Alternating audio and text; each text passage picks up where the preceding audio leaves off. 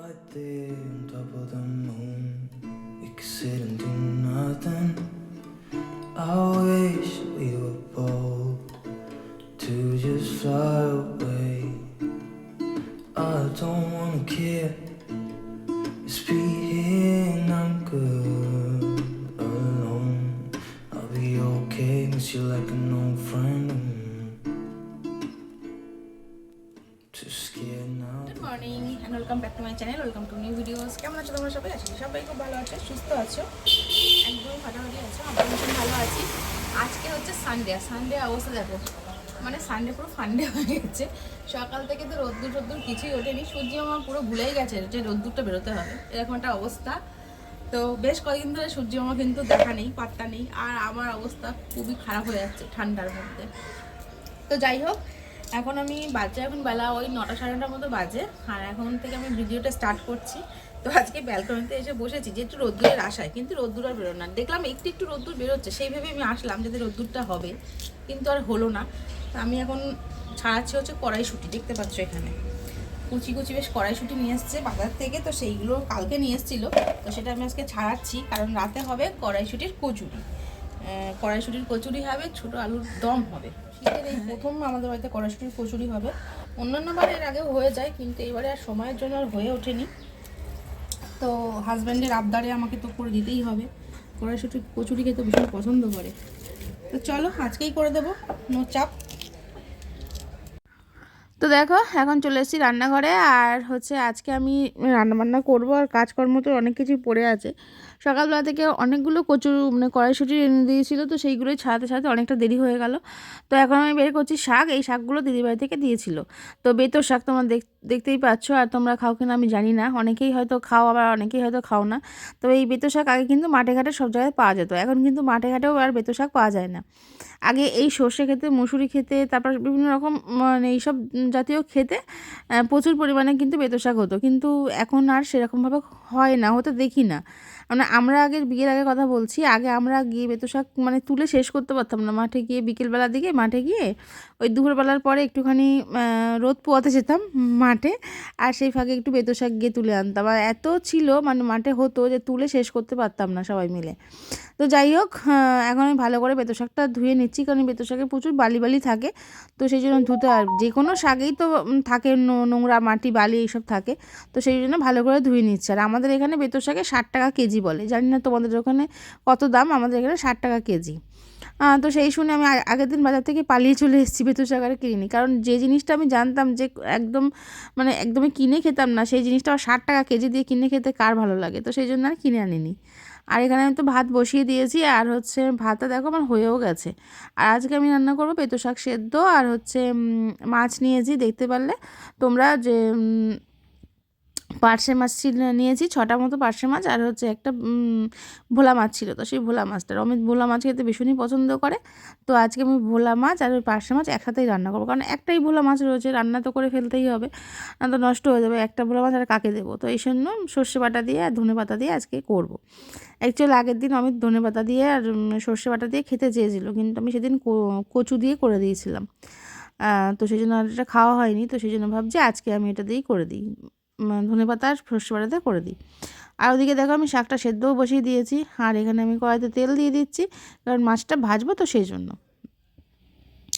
আর এই শীতকালে দেখবে এই নোনা জাতীয় মাছ খেতে বেশি ভালো লাগে, আর আমার তো মনে হয় রান্না করে পরের দিন খেতে বেশি ভালো লাগে, মানে দিন তরকারি, শীতের তরকারি দিনের থেকে পরের দিন খেতে বেশি টেস্ট মানে বলে মনে হয়। তো যাই হোক, এখন দেখো আমি মাছগুলোতে হলুদ নুন মাখিয়ে নেব, কারণ বেশি নুন দেবো না, কারণ যেহেতু এগুলো তো মানে এমনিতে নোনা মাছ, তো বেশি নুন লাগে না। নোনা মাছে সবসময় একটু হাতে লবণ মানে হাতে রেখে নুন দিতে হয়। তো মাছগুলো কিন্তু খুব টেস্ট ছিল, ওই যে পার্শে মাছগুলো। অন্যান্য সময় কিন্তু বেশি বড় যে মাছগুলো হয় না, সেগুলো অতটা টেস্ট থাকে না, কিন্তু যে এইগুলো ছোটো সাইজের মানে মিডিয়াম সাইজের, তো এগুলো মাছগুলো বেশি টেস্ট। আমি দেখেছি পার্শে মাছ অনেক বড় সাইজ যেগুলো হয়, আমি এনে খেয়েছি এর আগেও, সেগুলো কেমন যেন ভাত বলে মনে হয়, একদম টেস্ট থাকে না। তো এই মাছগুলো বেশ ভালোই টেস্ট ছিল। আর সত্যি কথা বলতে, যখন আমি রান্না করেছি অমিত খেয়ে সত্যি বলেছে যে না, সত্যি খুব সুন্দর হয়েছে খেতে আজকে। আর দেখো মাছগুলো ভাজা হয়ে গেছে, আমি মাছগুলো ভাজা করে তুলে নিচ্ছি। তো যাই হোক, এই হচ্ছে ব্যাপার। তো চলো ভিডিওটা দেখতে থাকো। আর দেখো যেহেতু মাছ করব তো সেই জন্য অমিত বলছিল যে সর্ষে পোস্ত পাউডার যেটা কিনতে পাওয়া যায় তো সেটাই এনে দেবে। আমি বললাম না, করতে হবে না, কারণ আমি নিজেই শিলে বাটা মানে বেটে নিচ্ছি সর্ষেটা। আর এটাও আমাদের দিদিদের সর্ষে, মানে দিদিদের ক্ষেতের সর্ষে, তো আমাদেরকে ওই বাটনা খাওয়ার জন্য দেয়, তো আমি সেটা রেখে দিই, সারা বছর ধরে খাই। আর মাছের ঝোলের কালারটা দেখেছো, দারুণ হয়েছে। আর এখানে ফ্রিজে কয়েকদিন ধরে মাছের তেল ডিম এগুলো পড়েছিল, মানে এগুলোই ছিল, তো আমি এগুলো ভাজা করে দিয়েছি আজকে। একটুখানি পেঁয়াজ দিয়েছি, লঙ্কা দিয়েছি, আর একটুখানি রসুন দিয়েছি 2-1 কোয়া, তো দিয়ে ভাজা করে দিয়েছি। আর এইটা কিন্তু অমিত খুব ভালো খায়, এটা দিয়ে ওর অর্ধেক থালা ভাত খাওয়া হয়ে যাবে। হ্যাঁ, তো চলো রান্নাঘরটা পরিষ্কার করে নিয়েছি, সেটা তোমাদের সাথে আর শেয়ার করলাম না, কারণ প্রতিদিন এক জিনিস আর কি শেয়ার করব। তো যাই হোক, এখন চলে এসেছি বাসন মাজতে। দেখতে পাচ্ছ অনেকগুলো কিন্তু বেশি নিয়ে বাসন পড়েছে।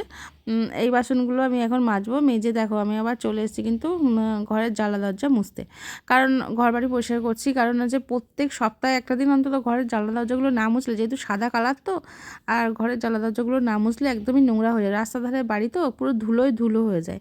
আর এই যে তোমাদেরকে আমি বলছি এই যে ভিডিওতে ভয়েস দিচ্ছি না কেন জানো তো, আমি কিন্তু এইভাবে ভিডিওতে ভয়েস দিতে অভ্যস্ত না। কারণ আমি মানে ভিডিও করি, কথা বলি, ভিডিও করি, এরকমভাবেই করি। কিন্তু এই যে পরে যে ভয়েসটা দিতে হচ্ছে, তার কারণ হচ্ছে রাস্তার ধারে যেহেতু বাড়ি, প্রত্যেকটা সময়তে লোক গাড়ি এই সমস্ত যাচ্ছে, এত বেশি শব্দ কানে আসছে যে কিনা, মানে শব্দ আসছে ভিডিওর মধ্যে যে কিনা আর মানে খুব বাজে হয়ে যাচ্ছে। তো সেই জন্য পরে আমাকে ভয়েস দিতে হচ্ছে। আর দেখো কথা বলতে বলতে তোমাদেরকে স্নানও হয়ে গেছে, স্নান টান করে আমি এখন চলে এসেছি। আর খুব ঠান্ডা লাগছিলো, স্নান টান করে আজকে মাথায় শ্যাম্পু করেছিলাম। তো যাই হোক, আর রোদ্দুর তো ওটা ভুলেই গেছে, আবারও রোদ্দুর চলে গেছে, আর রোদ্দুর ফোদ্দুর নেই। তো যাই হোক, জামা কাপড় মেলছি, মেলে দিয়ে ভাবছি কি কখন ঘরে যাব। দেখো কতগুলো জামা কাপড় কিন্তু মেলে দিলাম, দেখেছো কতগুলো। গুড ইভিনিং, এখন হচ্ছে সন্ধ্যাবেলা। আর এখন দেখো সন্ধ্যাবেলা আমি কিন্তু চা বসিয়ে দিয়েছি একদিকে, আর একদিকে কিন্তু আলুর দম বসিয়ে দিয়েছি, মানে আলু সেদ্ধ আর কি। তো প্রচণ্ড ঠান্ডা লাগছে, দেখো আমি একটা সোয়েটার পরে নিয়েছি, বেশ মোটা সোটা একটা সোয়েটার পরে নিয়েছি। আর পরে নিয়ে এখন দেখো চা শিখছি, বেশ কড়া কড়া লিকার চা করলাম, এই চা খাবো। আর অমিতকে বললাম আমাকে একটুখানি কেটে কুটে দাও। আর এখানে দেখো কাটতেও বসে গেছে, চা দিয়েছি, ওই যে চা খাটা ওই পাশে রয়েছে, আর দেখো আমার সাথে আরও নকশা করছে ক্যামেরাটা ধরেছি বলে। তো যাই হোক, পেঁয়াজ কেটে দিচ্ছে, ও কিন্তু কাটতে পারে না, কিন্তু এখন একটু অভ্যেস করছে কাটার, মানে রান্না শেখা বা এগুলো কাটাকুটি আমাকে বলেছে যে একটু একটু করে আমাকে দেবে, একটু একটু করে শিখবে এগুলো। তো শেখার তো কোনো বয়স হয় না, সব বয়সেই সব কিছু শেখা যায়। যাই হোক, ওর এখন ইচ্ছা হচ্ছে রান্না শেখার, তো ভালো, রান্না শিখুক। কদিন ধরে চিকেন রান্না করা বা এগুলো একটু একটু করে করতে মানে করছে আর কি। তো যাই হোক, এখন আমি দেখো আদা আলুর দমটা করবো, তার জন্য পেঁয়াজ ভেজে নিলাম। আর এখানে আদা আর রসুন আর হচ্ছে লঙ্কার পেস্ট, যেটা কিনা আমি দিয়ে দিয়েছি, দিয়ে ভালো করে নাড়াচাড়া করে নিচ্ছি। আর আমি আগে থেকে যে টমেটোটা পেস্ট করে রেখে দিয়েছিলাম, টমেটো পেস্টটাও কিন্তু দিয়ে দিলাম। তো যাই হোক, আজকে আমি অন্যান্য দিন গোটা টমেটো মানে এমনি পিস করে দিই, আজকে আবার একটুখানি পেস্ট করে দিলাম। আর দেখো এখানে ছোট্ট ছোট্ট আলু, বেশ সুন্দর দেখতে লাগে না, আলুগুলো দিয়েছি, আর কত সুন্দর দেখতে লাগছে দেখো। তো যাই হোক, এটা এখানে 1 কেজি মতো আলু আছে, একদম সুন্দর সাইজ মতো। বাবাকে বলেছিলাম গোটা গোটা আলু নিয়ে আসতে, তো উনি নিয়ে এসে দিয়েছিল। আর বেশ সাইজ মতো আলুগুলো, একদম দম খাওয়ার মতনই আলু। তো দেখো এই যে আলুটা পুরো সেদ্ধ করে নিয়েছিলাম, যেহেতু সেই জন্য খুব বেশি আর মানে জল দিতে লাগবে না, আর গামাখা মতো হবে আলুর দমটা, ঝোল টোল তো থাকবে না, তো সেই জন্য। আর এখানে দেখো ধনে পাতা দিয়ে দিয়েছি, প্রায় আলুর দম মানে প্রায় কমপ্লিট, একদম লাস্ট মুহূর্ত চলছে আলুর দমের। তো কড়াইশুঁটিও দিয়ে দিয়েছি, আর ধনে পাতা দিয়ে দিয়েছি, জাস্ট নামিয়ে নিলাম দেখো। আর এখানে আমি বানাবো হচ্ছে কড়াইশুঁটির কচুরি, তো সেই জন্য কড়াইশুঁটি বেটে এর মধ্যে দেখো আমি কচুরির যে পুরটা হয়, তো সেই পুরটাই আমি জাস্ট রেডি করে নিচ্ছি। আর পুরটা রেডি হয়ে গেছে আমার। আর এখন আমি কড়াইশুঁটির কচুরির জন্য পুর ভরছি। তো দেখো এই পুর ভরাটাই কিন্তু সবথেকে চাপের, পুর ভরাটা কিন্তু অনেক মানে ইয়ে করে ভরতে লাগে, অনেক সাবধানতার সাথে ভরতে হয়, তা নাহলে ফেটে গেলে কচুরি, তাহলে কিন্তু কচুরিটা আর ভালো হবে না। তো যাই হোক, এই হচ্ছে পুর ভরা সিস্টেম, এইভাবেই পুর ভরতে হয়। তারপরে এইভাবে আস্তে করে মুড়ে নিয়ে, জাস্ট এমনি করে নিয়ে হাতের তালুর উপরে রেখে, উল্টো করে হাতের তালুর উপরে নিয়ে ব্যাস আস্তে করে গোল গোল পাকিয়ে নিতে হয়। ব্যাস এইভাবেই কিন্তু পুর ভরতে হয়। তো যাই হোক, এখন আমি বেলেও নিচ্ছি। আর বেলার সময় তো কিন্তু খুব হালকা হাতে বেলতে হবে, খুব বেশি প্রেস করা যাবে না, মানে প্রেশার ক্রিয়েট করা যাবে না, তাহলে কিন্তু মানে কচুরিটা কিন্তু ফেটে যাবে। আর ফেটে গেলেই তো বুঝতেই পারছো কী হবে। তো যাই হোক, এই হচ্ছে আমার কচুরি। আর সুন্দর কিন্তু ফুলেছে, ফুলছিল কচুরিগুলো, সত্যি কথা বলতে ভালোই হয়েছিল। আর অমিত খুব ভালো খায় কড়াইশুঁটির কচুরি, প্রত্যেক সিজনে আমাকে একবার করে অন্তত করতেই হবে। তো এবারেও করে দিলাম, এখনও বাড়িতে আছে তো এই সময় করে দিলাম। আবার হয়তো কাজে আবার হয়তো বাইরে চলে গেলে তখন আর খাওয়া হবে না, তো সেটা তখন আমার মন খারাপ লাগবে যে আর ও না থাকলে আমাদের ইচ্ছেও করে না যে কোনো কিছু করে খাই। তো যাই হোক, কিন্তু দেখো পুরো কিন্তু রেডি হয়ে গেছে। বেশ কচুরিগুলো কিন্তু বড় বড় করেছিলাম, বড় বড় করে করেছি। যাই হোক, এখন আছে খাওয়া দাওয়া করবে। এখন প্লেট জাস্ট সাজিয়ে দিয়েছি, সার্ভ করে দিচ্ছি। আর দেখো এখানে বসে বসে এখন মহারাজা খাচ্ছেন।